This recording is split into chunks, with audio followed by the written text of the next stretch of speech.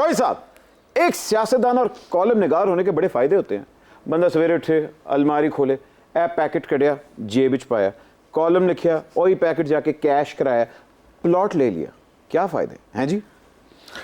Column जो रोज़ाना लिखना है ना, वो सियासतदान के लिए शायद सबसे ज़्यादा आसान है।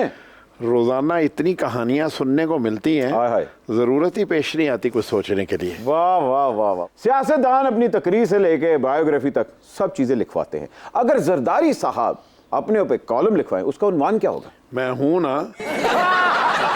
सेकंड ऑप्शन के लिए हो सकता है कॉलम समझा करो। ज़ारा, अगर नवाज शरीफ साहब कॉलम लिखने पे आ जाएं तो उसका उन्वान क्या होगा? मैं लंदन नहीं जाऊंगा। हाँ, लेकिन लंदन वो आन लगे ना, वो अलाउड है? आन लगे हैं भाई। सुना, अब ये नहीं पता इधर आते हैं या उधर जाते हैं, ये नहीं पता। सोच रहे हैं मैं लाहौर क्यों जाऊं। हाय, ये अंदर की बात इनको पता होती है ये। वैसे अगर मियाँ साहब मुझसे टिप मांगे ना, तो मैं उनको यही कहूंगा कि कॉलम का उन्वान होना चाहिए, बेदर्दी कालमा तुझको मेरा मन याद करता है। इसी बात को आगे बढ़ाते हुए अगर छोटे मियाँ कॉलम लिखने पे आ जाएं, उसका उन्वान क्या होगा? छोटे मियाँ साहब के लिए तो बड़े कॉलम है, नाम सोचना पड़ेगा किसके नाम उन्वान करेंगे।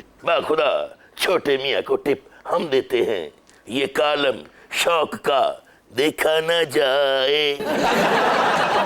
ज़रा, अगर इमरान खान साहब अपना कॉलम लिखना शुरू कर दें तो उसका टाइटल क्या होना चाहिए?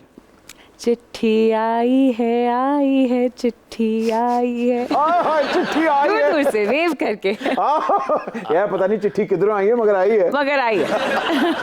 चौधरी साहब खुद तो 7 दिन कॉलम लिखते हैं, खान साहब को क्या सजेस्ट करेंगे? खान साहब का तो एक ही अनवान है, मैं ना मानूं, मैं ना मानूं।